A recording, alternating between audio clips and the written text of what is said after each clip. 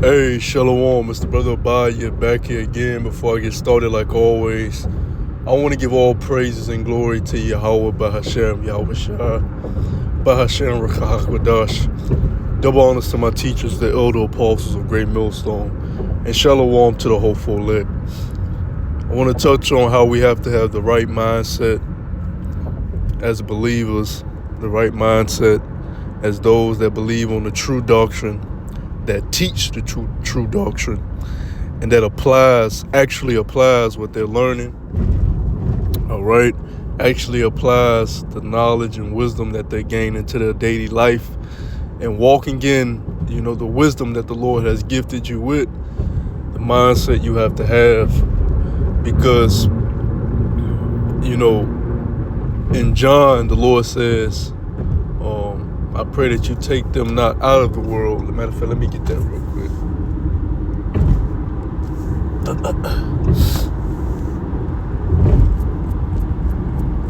Bear with me one moment.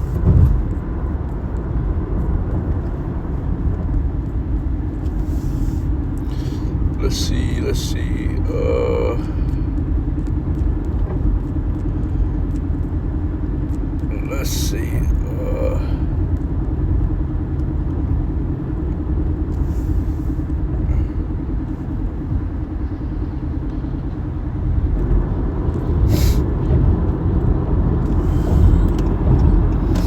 Yeah, because I want to find what he says. Take them not out of the world.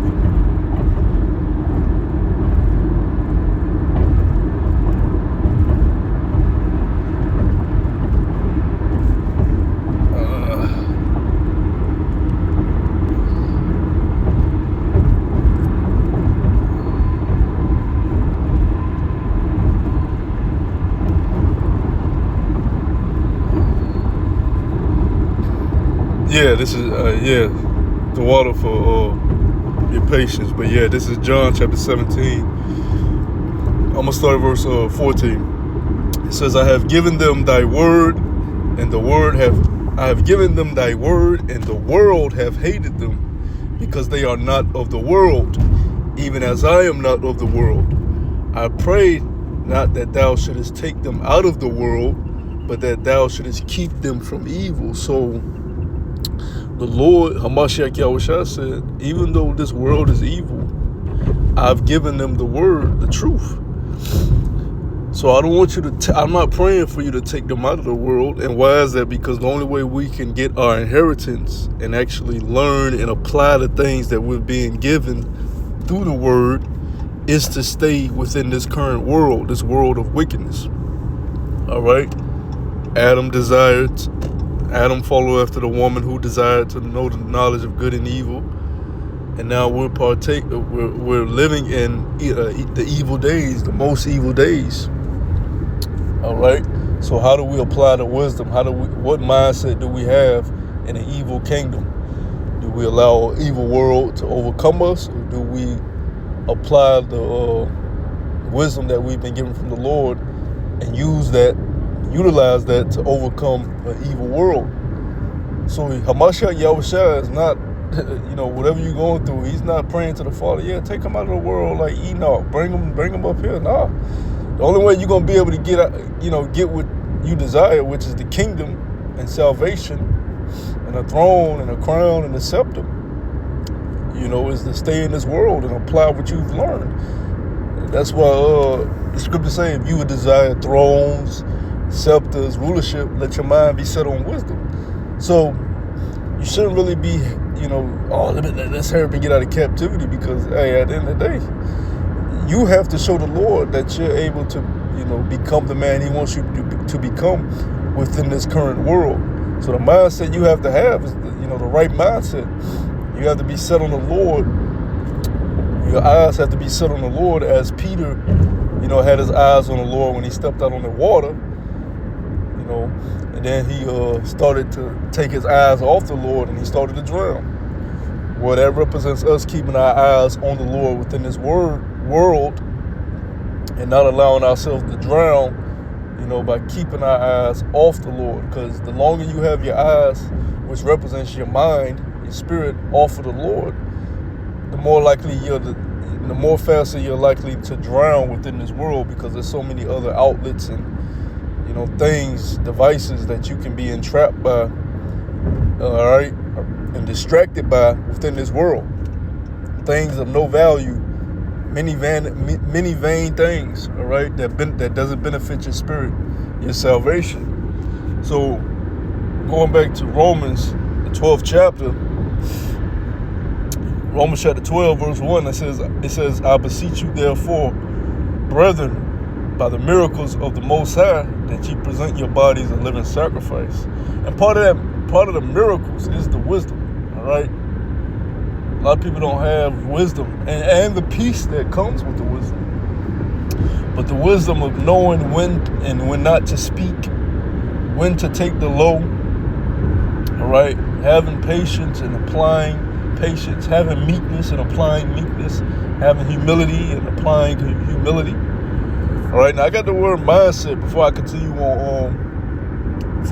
in Romans. And when you go into the word mindset in the Edamon online, it says habits of mind formed by previous experience. Okay, so it's habits of your mind by previous experience. So it's things that you practice. It's repetitiously practicing these things, rehearsing these things over and over and over. So they're set in your mind. That's why Esau likes to program you through television, music, TV programming. It's called TV programming. Program your mind.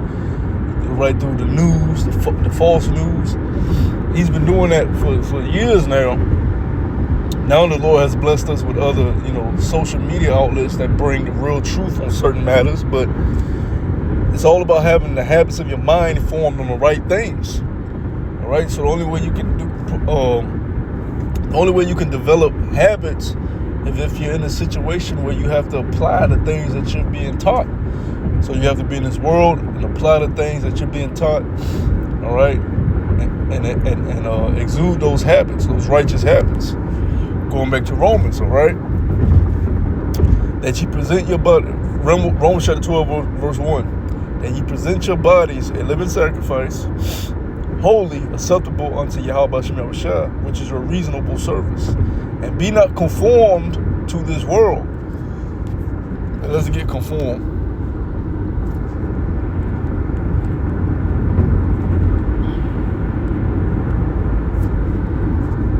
Conform in the etymology says be obedient, comply. Really, we want to focus on this part because, you want to, the scriptures teach us about obeying the higher authorities. Really, you want to focus on this part right here. To be similar, all right, or to be agreeable or modified. So, you don't want to be similar to the people in this world with their customs, their pagan traditions, pagan ideologies, their wicked traits, habits that they have formed through repetitious actions.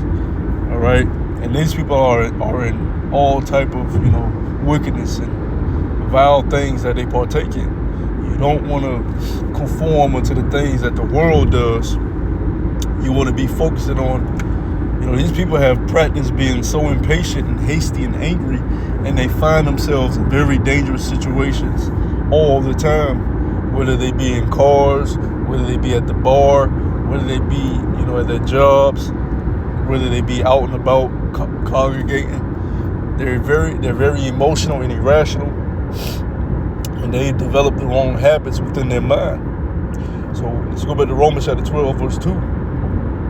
It says, and be not conformed to this world, but be ye transformed by the renewing of your mind, that ye may prove what is good and acceptable and perfect will of Yahweh Shem Yahushua. Of course, we got to get renewed, because you come in this world, you're born in this world, but the scriptures speak about being born again as a newborn babe. And these people have so much pride. That's another thing that they develop from the world, which you have to take off when you come into this truth and you come into this knowledge.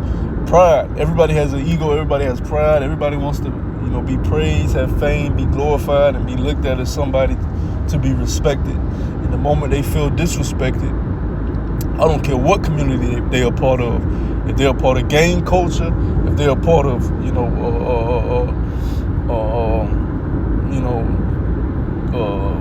rock and roll culture, skateboarding culture, sports culture, music culture,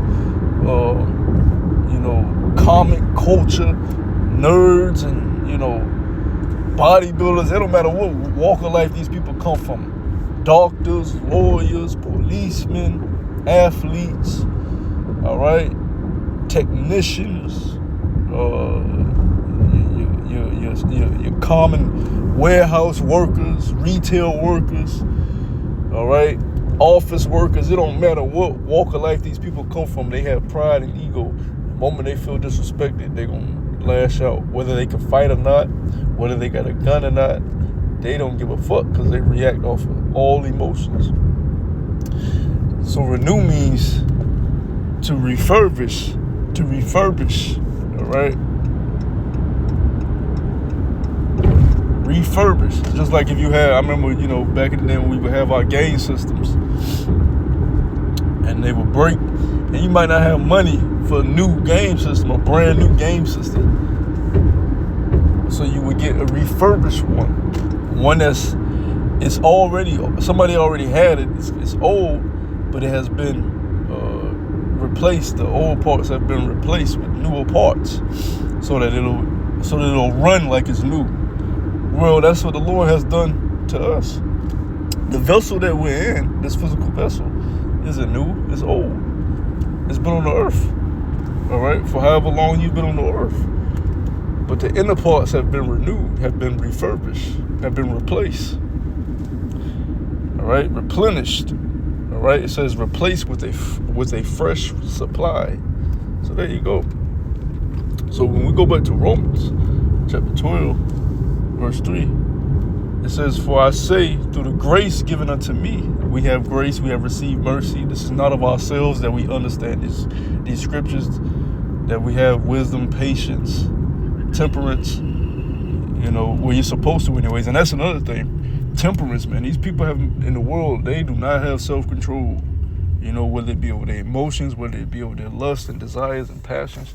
That's why you'll see people who get millions of dollars and they squander it, they blow it. No control.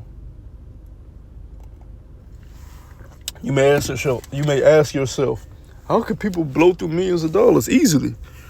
When you're shown things that you've never seen before, that you never knew existed, and you have no temperance, you have no self-control, you can buy whatever food you want, the most expensive food, you can stay in the most expensive hotels, or buy the most expensive houses, ride in the most expensive vehicles, travel around the world to the most expensive places, take the most expensive trips, whenever you want, however you want, in a jet, bring as many people as you want to boost your ego. You'll be surprised how fast that shit happens. All right? But this is mercy that we receive, the type of knowledge and wisdom to know that, how to conduct ourselves. All right? So we don't destroy ourselves in this world, because, people in this world destroy themselves through lack of wisdom. Verse 3 says, "For I say, through the grace given unto me, to every man that is among you, not to think of himself more highly than he ought to think, but to think soberly, according as Yahweh Shem Yahushua have dealt to every man the measure of faith." So that goes into that pride, that ego. Look, at the end of the day, all our righteousness is as filthy rags. All of us are sinners. None of us are in the kingdom yet. None of us are kings and have a throne and have scepters. Why are you acting like you're somebody, that somebody so important, nobody can tell you anything, nobody can correct you. The moment someone disagrees with you, it's a fucking problem. All right? Some of you heads have that problem too. And don't think just because, you may have bros under you that's just, accepting whatever you tell them. But it's going to be a coming moment in time when you have to take rebuke from, or correction from somebody that's, quote unquote, not over you in the flesh. Because these camp positions, they're set up to keep order, because the Lord said, let everything be done decently in order. But these camp rankings are not the Lord's rankings. You got to remember that. Lord's ways are not our ways. You know, the Lord is going to set every brother up in his order. So if you one of these so-called heads and you feel like can't nobody tell you nothing that's under so-called under you, or not, you know, have been the truth as long as you, and so, you know, so forth and so on, guess what? The Lord is going to test that pride, test that ego, and see what type of man you are. All right? So having the mind, you got to make sure you have the right mindset within this truth and know it's not about you. Know that this truth is bigger than you. Know that what the Lord has being built and the Lord's will is bigger than you. All right? It's not all about you, man. It's not all about you.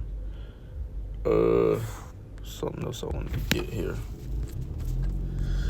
Once again, bear with me one moment.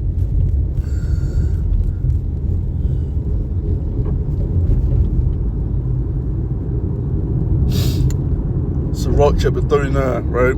This is Sirach chapter 39, verse 1. It says, "But he that giveth his mind to the law of the Most High, and is occupied in the meditation thereof, will seek out the wisdom of all the ancient, and be occupied in prophecies."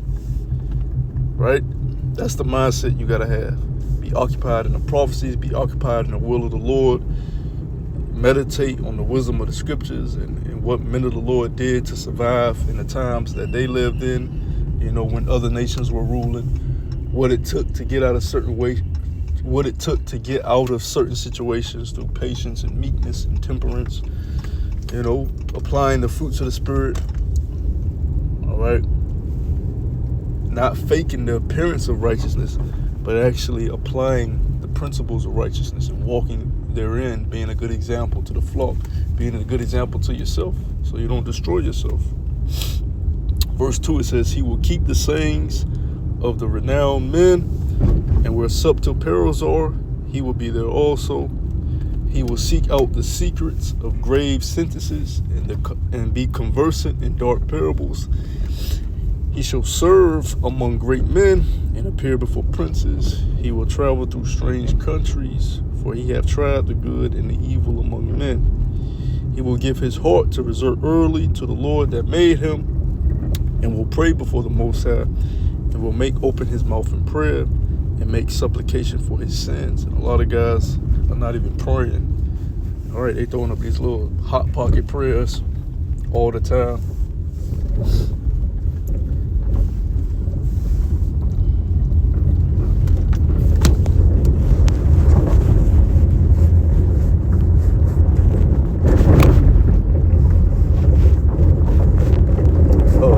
Yeah, they throwing up all these hot pocket prayers all the time. Sometimes you got to throw up real prayers, man.